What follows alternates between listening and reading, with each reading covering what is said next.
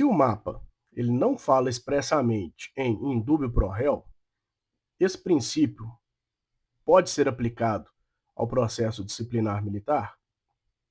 E mais, o rol de princípios do artigo 2º do mapa, ele é fechado ou ele é apenas exemplificativo? Essa discussão ela pode parecer um tanto quanto teórica, mas ela define uma questão prática de suma importância. Pode um militar acusado num processo administrativo ser punido quando não existem provas suficientes? Olha só, o mapa nos traz, no artigo 2º, vários princípios aplicáveis ao processo disciplinar militar. Legalidade, ampla defesa, contraditório, motivação, entre outros. Mas surge uma dúvida.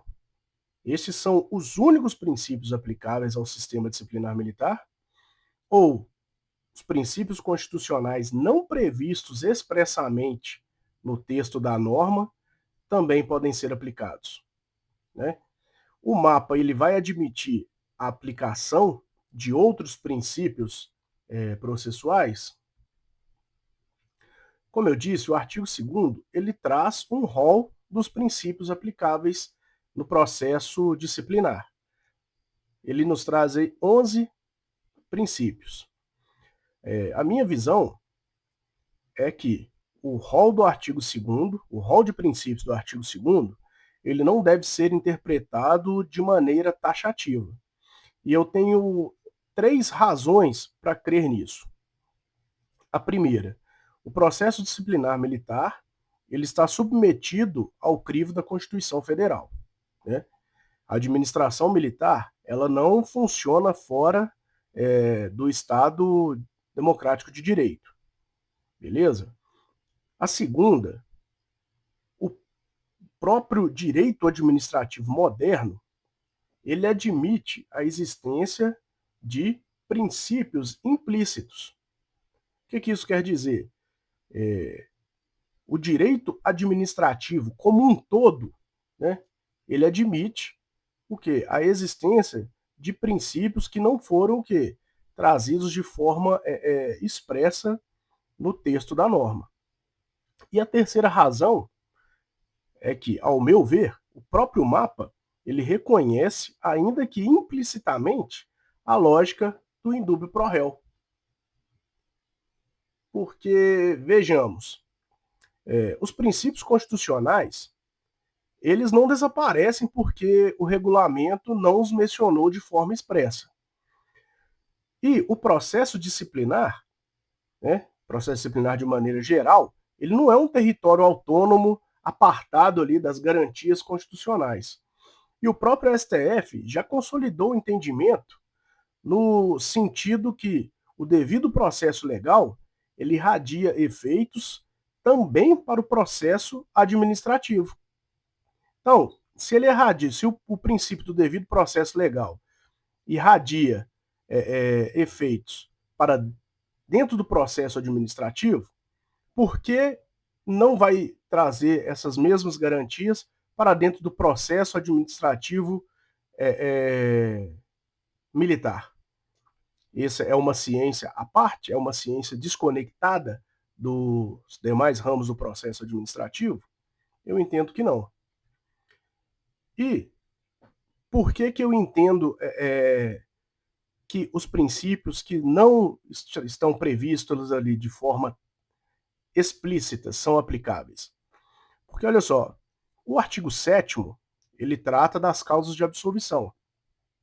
E lá no inciso 6º, entre as causas de absolvição, ele prevê que o militar acusado vai ser absolvido quando não existir prova suficiente para o enquadramento disciplinar.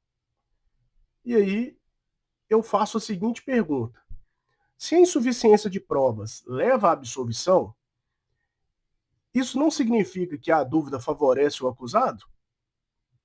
Porque, olha só, no fundo, esta é a lógica do indúbio pro réu, né?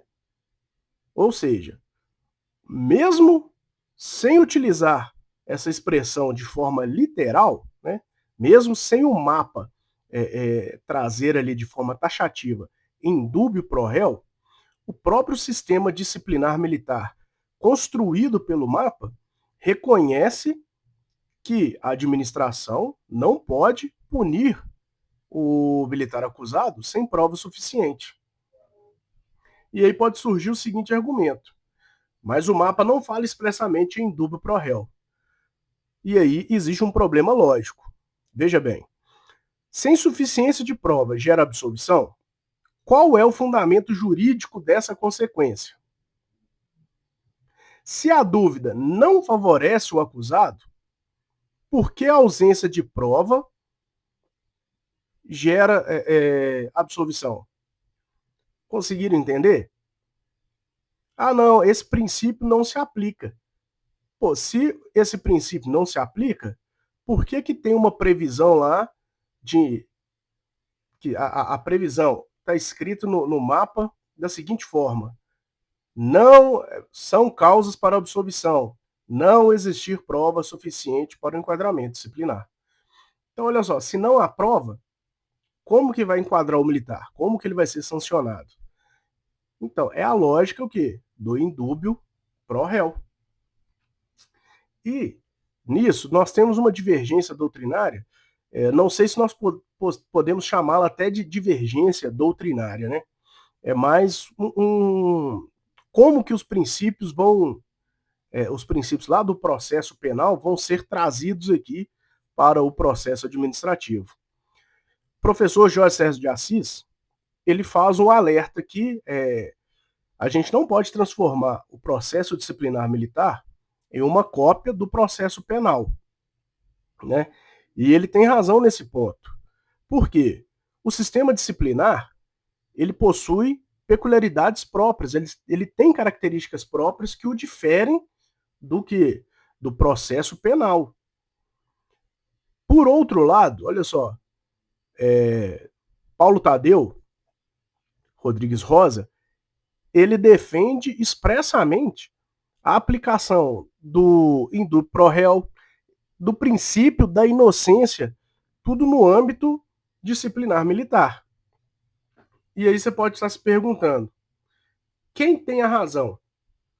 A disciplina, que é o que Jorge Sérgio de Assis defende com unhas e dentes, ou a aplicação das garantias constitucionais, que é o que o Paulo Tadeu Rosa está trazendo? Eu penso que a gente deve ir além, né? Que o debate verdadeiro aqui não é quem tem razão, se é a preservação da disciplina ou se é a aplicação das garantias. Eu vejo que o debate é até onde vai a autonomia do processo disciplinar militar diante da Constituição Federal. E por que eu digo isso? O próprio processo administrativo disciplinar militar, ele está submetido ao crivo da Constituição, né? Porque se não for assim, o MAPA ele criou um microsistema imune ao constitucionalismo administrativo. E nós sabemos que não foi isso, né? E assim, ele trouxe o quê? Ele trouxe-lhe de forma escrita, de forma positivada, vamos dizer assim, alguns princípios, né? Por quê? Não tem como ele trazer todos os princípios aplicáveis no texto da norma. Senão nós teríamos uma norma aí por demais extensa. Não que o mapa seja curto, mas nós teríamos uma norma ainda maior. E de onde que eu tiro esse raciocínio? Do texto constitucional, lá do artigo 37 e também o quê? Do artigo 5º, nos incisos 54 e 55. E eu chego na seguinte reflexão. Nós sabemos que hierarquia e disciplina, elas são fundamentais para a existência das instituições militares, né? Elas são o quê? Os pilares das instituições militares. Porém, as garantias constitucionais também o são. Nós não podemos agir à parte das garantias constitucionais, né? Então, as garantias constitucionais, elas não enfraquecem a disciplina militar. Pelo contrário, As garantias, elas legitimam o exercício do poder disciplinar, né? Para o quê? Que seja mantida a disciplina no seio da tropa. E esse fortalecimento, ele não ocorre quando tem uma punição sem prova, mas é pelo contrário. Ele é fortalecido, o poder disciplinar, ele ganha força quando a decisão que vai aplicar uma sanção ao militar, ela vem ali, ó, revestida de motivação, de legalidade, ela é imparcial, ela se ateve ali às provas produzidas no processo, né? E com o devido respeito às garantias constitucionais. E aí, eu chego no final e te pergunto, o que você acha? O rol de princípios do mapa, ele é taxativo ou ele é exemplificativo? A Constituição permite a aplicação de outros princípios dentro do processo disciplinar militar? Deixe sua opinião aí nos comentários. Se esse conteúdo foi útil para você, compartilhe com algum militar amigo seu aí que pode ajudá-lo também. Beleza? Fiquem com Deus aí, muito obrigado.